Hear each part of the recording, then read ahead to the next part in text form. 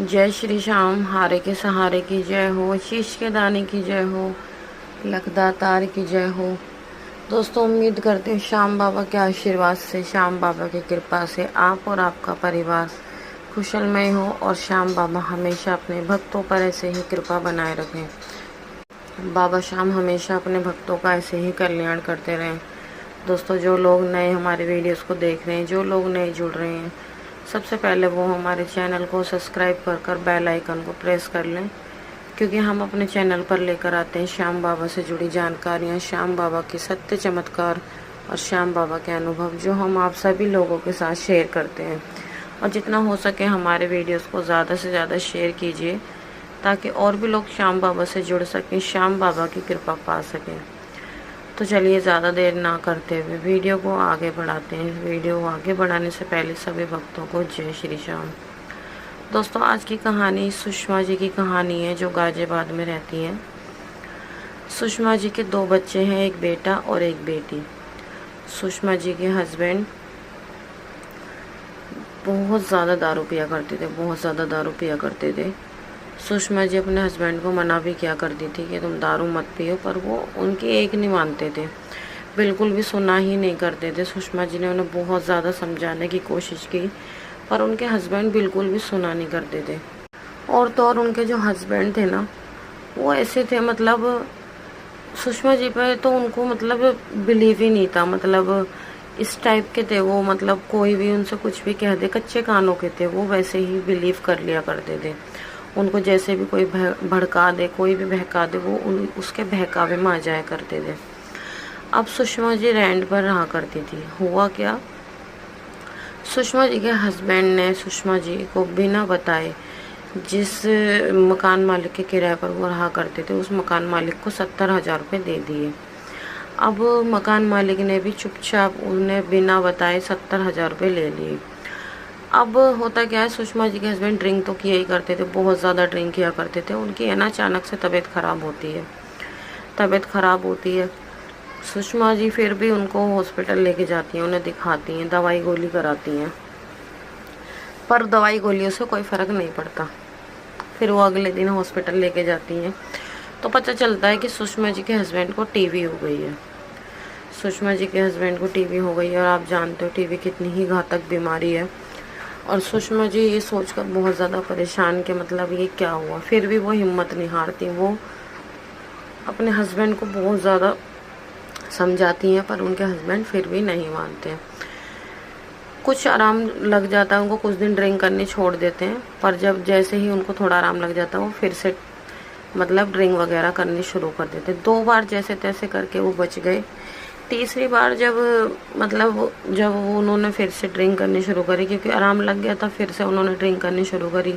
फिर हालत सीरियस हुई, फिर कुछ दिन के लिए छोड़ दी, फिर से उन्होंने ड्रिंक करनी शुरू कर दी।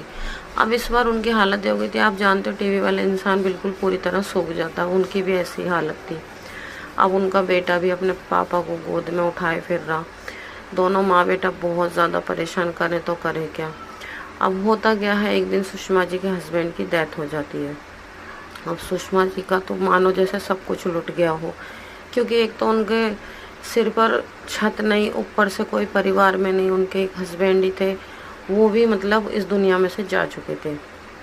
अब होता है ना कि जब औरत के सिर से उसके पति का हाथ उठ जाता है, तो लोग बाग बहुत ज़्यादा फ़ायदा उठाते हैं। मतलब कहते हैं कि आदमी जो है ना, औरत के सिर का ताज होता है। ये बात बिल्कुल हकीकत है। अगर किसी औरत का हस्बैंड को कुछ भी हो जाए, तो मतलब वो औरत पूरी तरह से मतलब अकेली हो जाती है, टूट जाती है। लेकिन वो कहते हैं ना कि जब भगवान साथ देना, तो कोई कुछ नहीं कर सकता। अब वो होता क्या है, जब सुषमा जी के हस्बैंड ख़त्म हो जाते, उनके हस्बैंड के ख़त्म होने के कुछ दिन बाद ही उनके साथ मतलब परेशानियां बहुत ज़्यादा बढ़ जाती हैं। उनके पास पैसे नहीं होते रेंट देने के लिए, किराया वगैरह देने के लिए। तो उन्होंने 1 ही महीने का किराया जब तक दिया नहीं था, दे नहीं पाए थे, क्योंकि उनका थोड़ा पैसों का ऐसा ही था। उनको काम वाम की ज़रूरत थी, काम देखनी थी काफ़ी समय से, पर उनको काम भी नहीं मिल पा रहा था। अब होता क्या है, मकान मालिक ने उनके घर के सारा सामान बाहर फेंक दिया, उनका सारा सामान घर से बाहर निकाल के फेंक दिया। सुषमा जी सड़क पर आ गई, सुषमा जी रोने लगी। अब वो और भी ज़्यादा परेशान, क्यों, एक तो उनके हस्बैंड इस दुनिया में नहीं रहे, ऊपर से मकान मालिक ने क्या किया, उन्होंने बहुत ज़्यादा हाथ पैर जोड़े मकान मालिक के, लेकिन मकान मालिक ने उनकी एक नहीं सुनी। और सुषमा जी को ये भी पता चल गया था कि उनके हस्बैंड ने 70,000 रुपये मकान मालिक को दिए हैं। उन्होंने मकान मालिक को बोला भी, पर मकान मालिक ने साफ इनकार कर दिया। उसने कहा कि मुझे कोई पैसा नहीं दिया, क्योंकि उनके हस्बैंड ने एक तो सुषमा जी को बताया नहीं था, फिर लिखत में भी नहीं दिए थे। कोई बात नहीं, सुषमा जी इतनी परेशान, उन्होंने अपने भाई को फ़ोन मिलाया, अपने भाई को सारी परेशानी बताई। तो सुषमा जी के भाई ने कहा कि बहन तू चिंता मत कर। उनके भाई मुजफ्फरनगर में रहते हैं। उन्होंने कहा कि तू बच्चों को लेकर घर पर आ जा और यहीं रही हो। पर सुषमा जी कहने लगी कि नहीं भाई, मैं वहाँ नहीं आऊँगी, क्योंकि देखो आजकल हर औरत सोचती है कि मैं अगर अपने मायके में जाऊँगी मायके वालों पर बोझ बनूँगी। आजकल भाभियाँ ऐसी होती हैं, पता नहीं कौन रहने दे रहा है किसी को, क्योंकि उनके 2 बच्चे भी थे। वो बहुत ज़्यादा परेशान थी। उन्होंने कहा कि नहीं भाई, मैं वहाँ पर नहीं आऊँगी। तो सुषमा जी के भाई ने 8,000 रुपये सुषमा जी के अकाउंट में डाल दिए और सुषमा जी को बोला कि तो इन पैसों को रख। तो सुषमा जी के अकाउंट में जब 8,000 रुपये आ गए, तो सुषमा जी ने उन पैसों में से कुछ घर का सामान लिया और कहीं छोटा सा अपना किराए पर कमरा देखा और फिर अपना काम तलाशने की कोशिश करी। तो उन्हें काम भी मिल गया। 3500 रुपये में उनको काम मिला उस टाइम पर। अब उन्होंने सोचा कि जो मिल रहा है ठीक है, वो अपना जॉब करने लगी। उस टाइम उनके दोनों बच्चे पढ़ रहे थे। बेटा उनका 12th क्लास में था और बेटी उनकी 8th क्लास में थी। अब सुषमा जी जब काम पर लग गई, तो वहाँ पर ऐसे ही जैसे अपना बैठी बैठी अपना काम कर रही थी, वहाँ पर 3-4 लेडीज़ और थी। ऐसे ही बातें करते रहे, जैसे लेडीज़ एक दूसरे से बातें करते हैं। सुषमा जी ने भी अपना मतलब दुख उनसे रुका नहीं गया, उनका भी दुख निकल गया। वो रोने भी लगी, बताती वो रोने भी लगी। तभी एक लेडीज़ बोली कि बहन, मुझे लगता है कि तू ज़्यादा ही परेशान है, तो चिंता मत कर। वो बाबा श्याम को बहुत ज़्यादा मानती थी। तो खाटू श्याम दरबार जा, बाबा श्याम हारेगा सहारा। वो सबकी सुनते हैं, तुम्हारी भी सुनेंगे। श्याम बाबा से अर्जी लगाओ, सब कुछ सही हो जाएगा।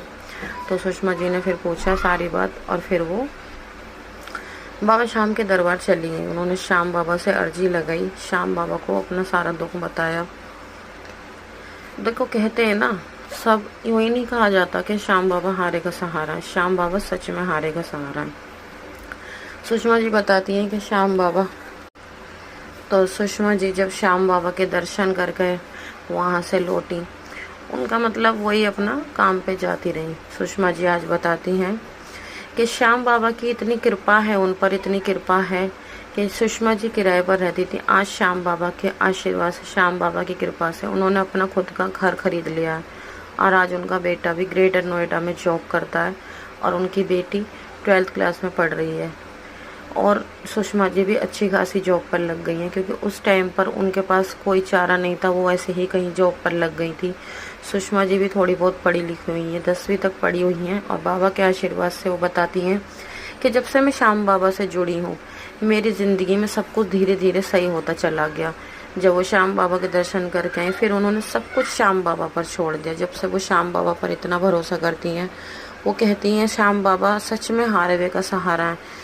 जहाँ उनके सिर पर छत नहीं थी, आज बाबा श्याम की कृपा से उनके सिर पर छत है। उन्होंने अपना खुद का घर खरीदा, साथ ही साथ उनका बेटा भी अच्छी खासी जॉब पर लग गया। वो बताती हैं आज मेरा बेटा भी ग्रेटर नोएडा में जॉब कर रहा है, सब कुछ सही है। वो भी जॉब कर रही है और उनकी बेटी भी पढ़ रही है। और श्याम बाबा की कृपा से उनके दोनों बच्चों उनको बहुत ज़्यादा सपोर्ट करते हैं।